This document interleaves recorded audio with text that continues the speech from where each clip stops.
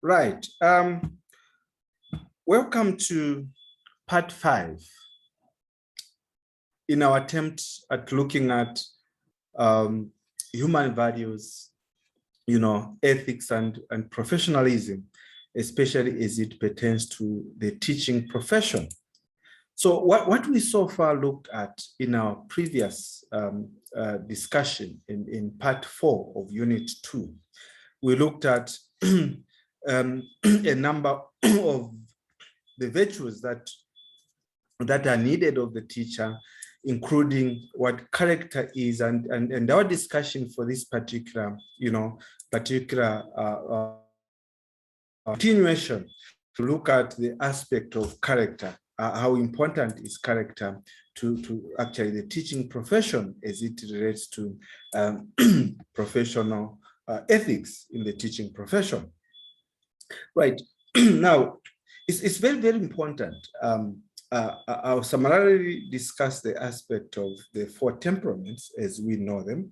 And I want you to Google through and read through in the books, on internet, and whatever material that you're going to find, and find out more about this aspect of the 4 temperaments.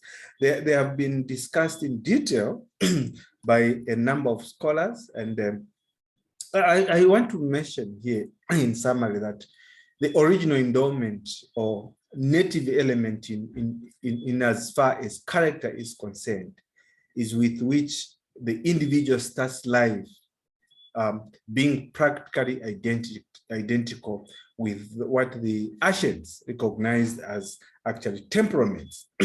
So from the times of Hippocrates, they actually distinguished 4 main types of temperaments. There is what they call the sanguine, the choleric, the pragmatic, and also the melancholy. It is for you to now identify which of those do you belong.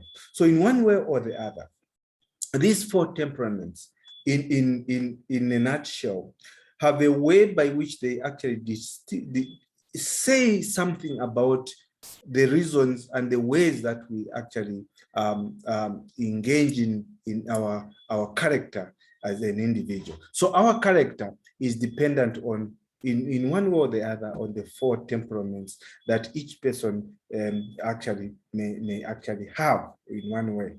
Now, I know that for me, I know that I'm more of a melancholy, and the descriptions of what a melancholy is actually suits me well. But also I have some aspects of phlegmatism. So you need to read more about this and then write a report on each of them.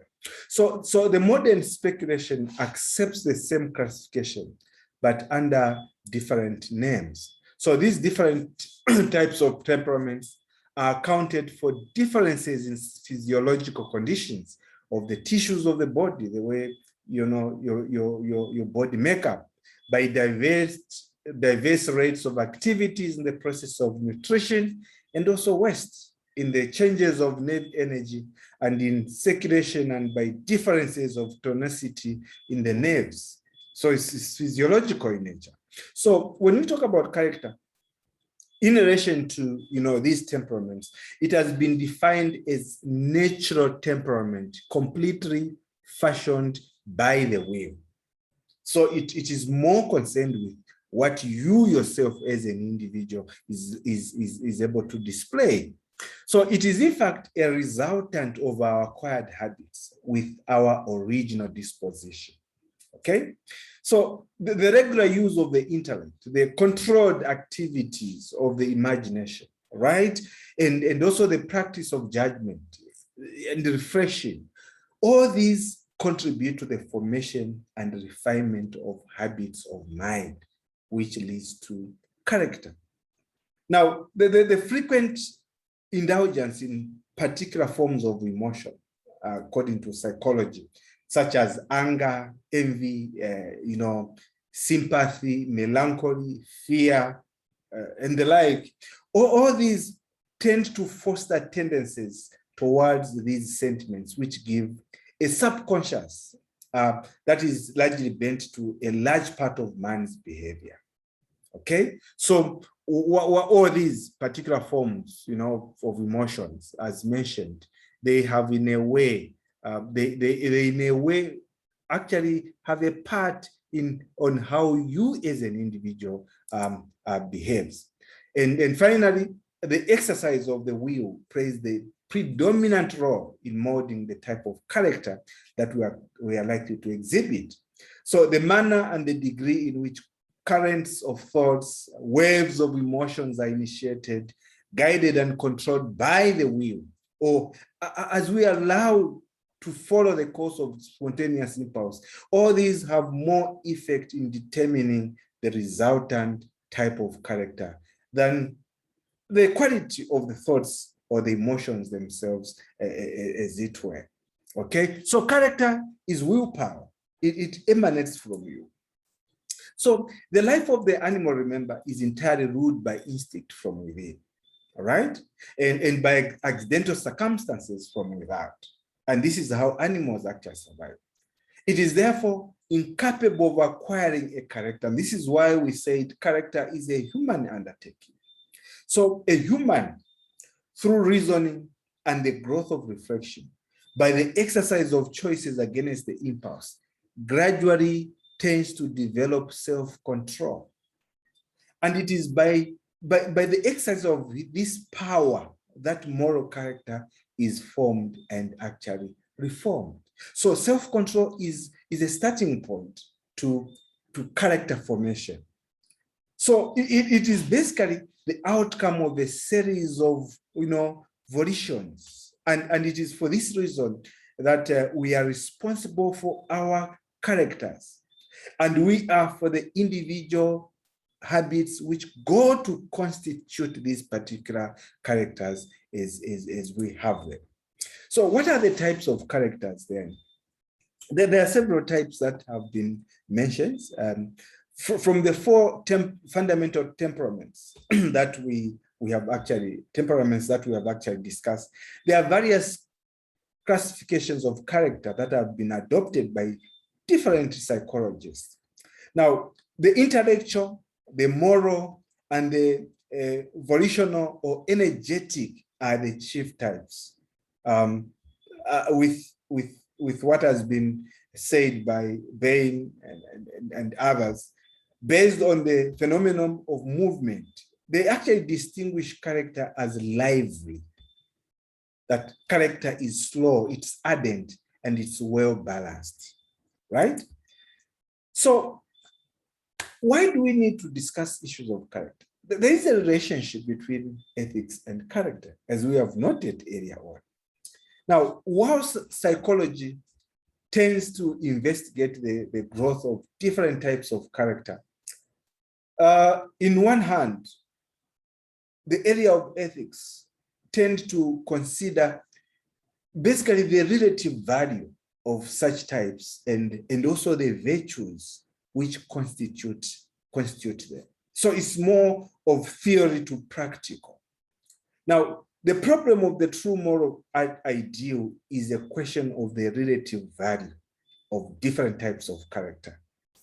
So then it leads us to the fact that the effect on the person's character of any particular form of conduct is basically universally accepted as a test of its morality. And maybe that's why the Bible emphasizes on the aspect, the virtue of character. It's a morally acceptable moral quality that has been established even in literature. So there are different systems of ethics that emphasize different virtues in constituting the ideal moral character. Now, when we looked at the theory known as the utilitarian, we said that actually this theory, this moral theory, ethical theory, places the ethical end in the maximum happiness for the whole community, as long as the action that we are engaging ourselves in is for the benefit of the whole society, even if it's negative in nature. So be it. So benevolence will form the primary element in the ideal character. right? So for the Stoic, fortitude and self-control are the chief excellences. In all conception of ideal character, firmness of will, fortitude, constancy in adhering to principle, or in pursuit of a noble aim, all these are actually held as important attributes. Therefore, a man of character is frequently equivalent to being capable of adhering to a fixed purpose. They don't look on the sides. They are fixed to one purpose in life. Another essential is the virtue of justice as it is related to character. Now, this is the recognition of the rights, the duties, and the claims of others. In as much as we allow others to enjoy their rights, their privileges, their claims, and their duties, and then we'll be engaged in a virtue of justice. So the richer the culture of the mind, the richer is the culture of your mind, the larger the intellectual horizon that you are going to establish.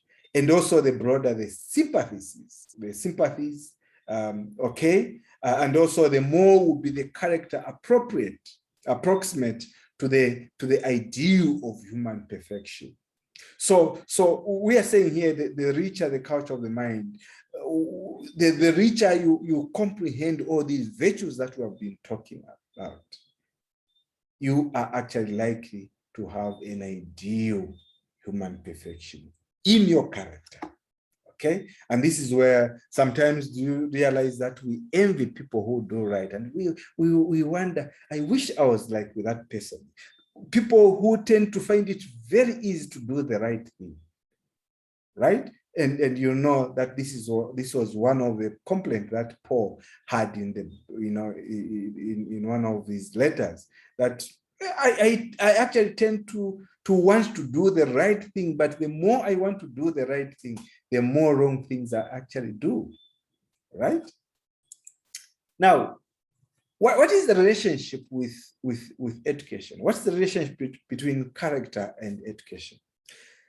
I know that you would have done some courses in education that have explained what the concept of education is. But basically, we need to agree that ultimately the aim of education is not only the cultivation of the intellect, no. But there's much literature that talks about education as hinging on the formation of the moral character. Have you ever heard of the sentiment, educated fools? In most cases, people who are known as educated fools actually have no moral character. They don't live well with others. Even the way their actions, their ways, they may speak good English and say good things about the subject which they studied, but they are not well in terms of how to live well with others.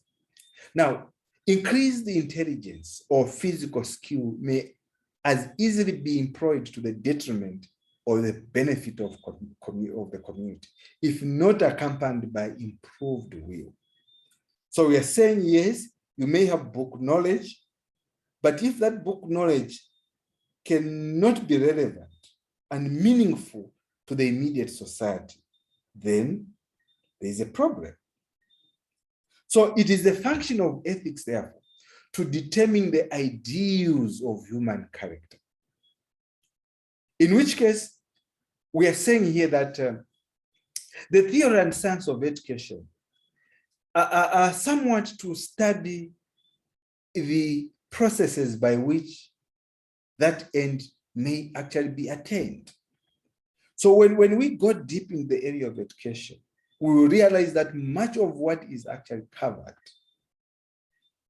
deals with how is it that we can establish a moral character in a human being who is receiving that particular education.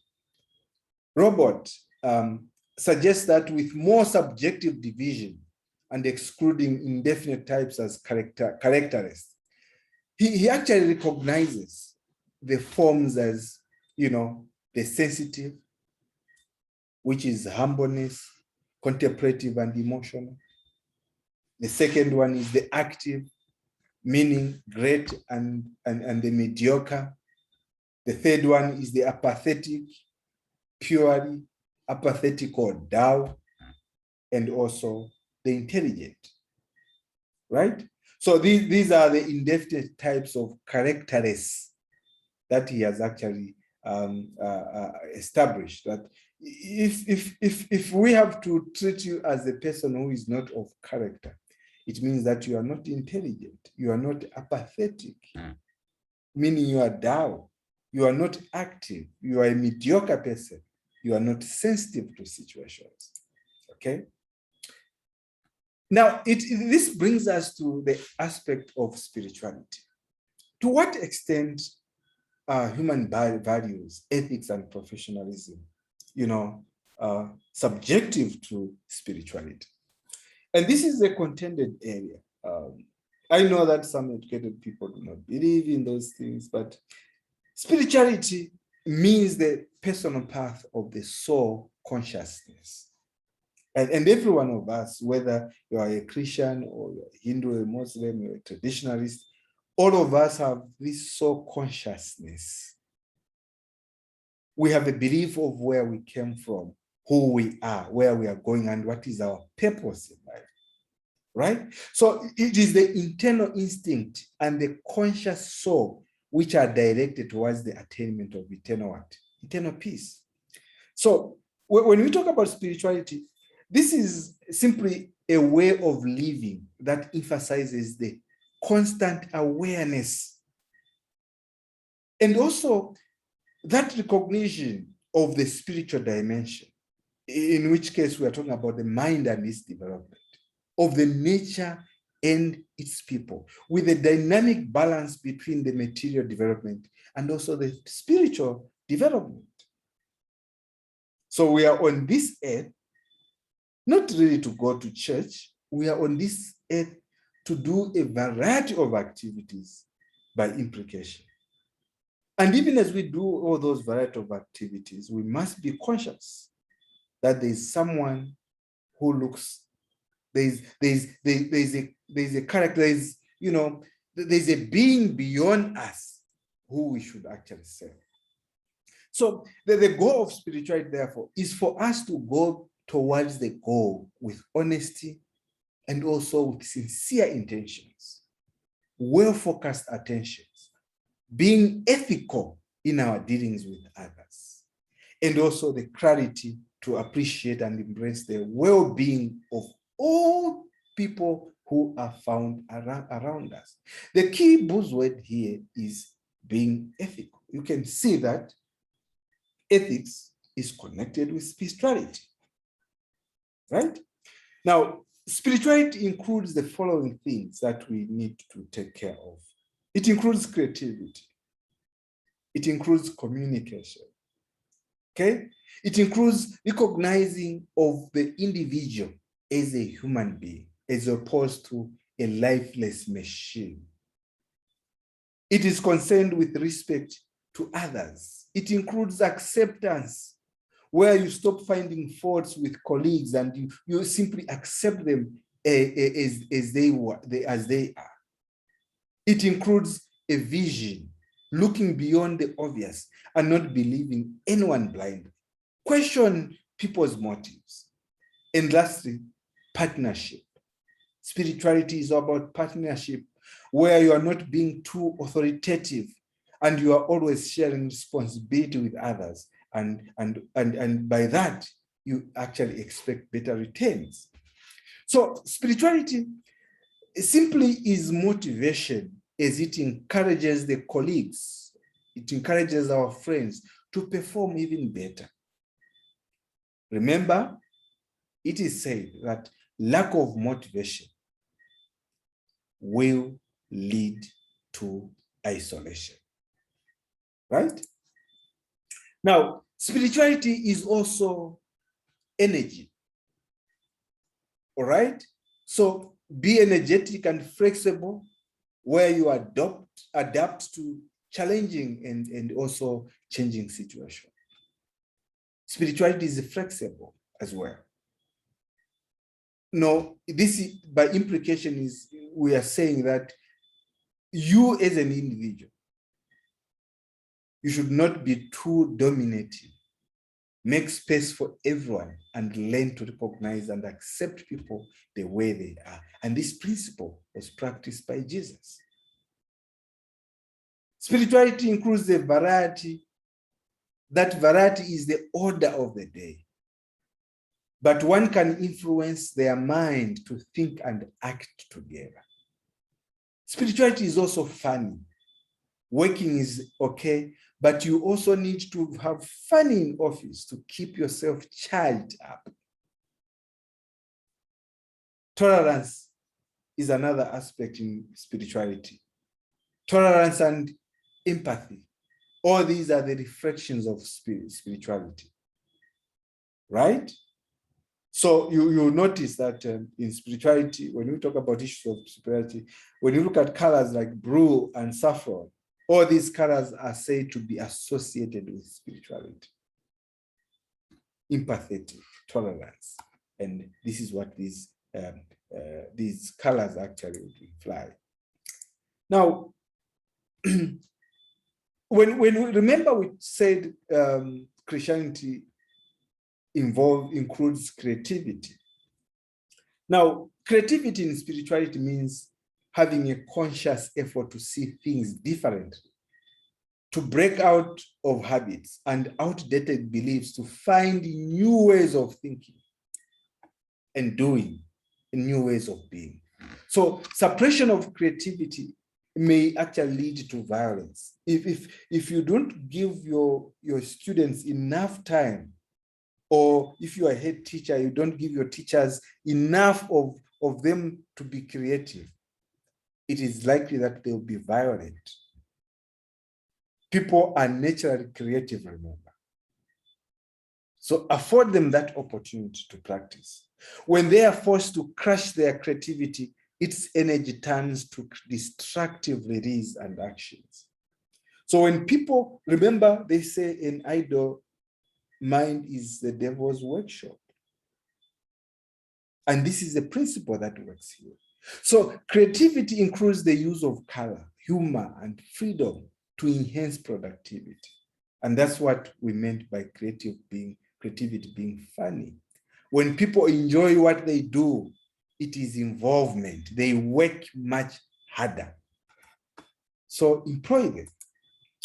So spirituality involves, the practice and teaching of several aspects of the ethics and human values like integrity, honesty, tolerance, forgiveness, patience, obedience, self-confidence, all those virtues that we looked at.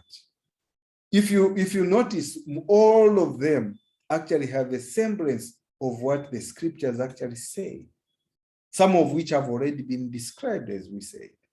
So spirituality inspires us to stimulate our inner mind and ponder over the philosophical and moral aspects of life. It is an active and vital connection to a force, a power, a sense of deep self. And this power for us as Christians is actually God. So some proponents indicate that spirituality is actually a two-stroke process. In which way? It is the upward stroke related to the inner growth, and it can also be a downward stroke. In which way? Because it races towards adapting ourselves to the realities and also adapting ourselves to the world around us, which is continuously changing. It's dynamic as a result of the inward change as we feel it, right? Now, spirituality, may include the belief in God and supernatural power, as in religion. But truthfully speaking, when we talk about Christianity, literature suggests that it emphasizes self-experiences. The concept of spirituality makes us believe that there are several spiritual paths, while religion specifies only one of these paths, that it is only through God. But spirituality is multidimensional. It talks about a lot of things. So how then do we practice spirituality in our workplaces, in our schools where we are found? But one thing we need to notice here is that in trying to build spirituality in our workplaces, we must take note that basically it is promoted in the workplace by adhering to a number of activities that we'll actually share here. Among these activities, where you as an individual, you verbally respect the individuals as human beings and recognize their values in all decisions and acts, regardless of whether you are more educated than them or not. You must be able to verbally respect them by word. Even what you speak to them, how you speak it, it matters actually. Another way, another activity by which spirituality can be employed in a workplace is for you to get to know the people with whom you work with and know what is important to them, know their goals, know their desires, know their dreams, and who knows, you may be a savior to such people. Another activity is where you state your personal ethics and your beliefs clearly so that people know what you like and what you don't like. Because sometimes people may do something against you, using jokes. Meanwhile, you may not want to take that as a joke. So it may actually land into trouble.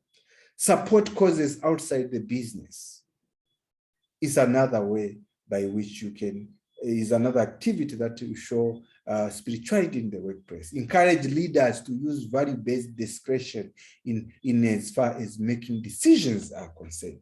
Demonstrate your own self-knowledge and spirituality in all your actions. Do unto others as you would want them to do unto you. So these are basically some of the activities that you as a teacher in a workplace, in a school scenario, can actually display in order to actually practice spirituality. All right, now, what's the relationship between spirituality and school excellence? We know that there are schools that are said to be excellent schools. How does spirituality come in?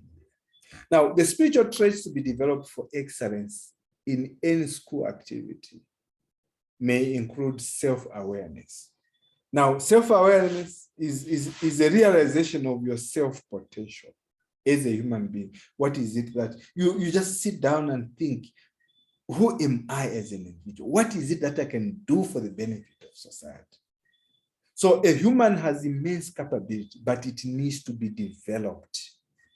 And it begins with you.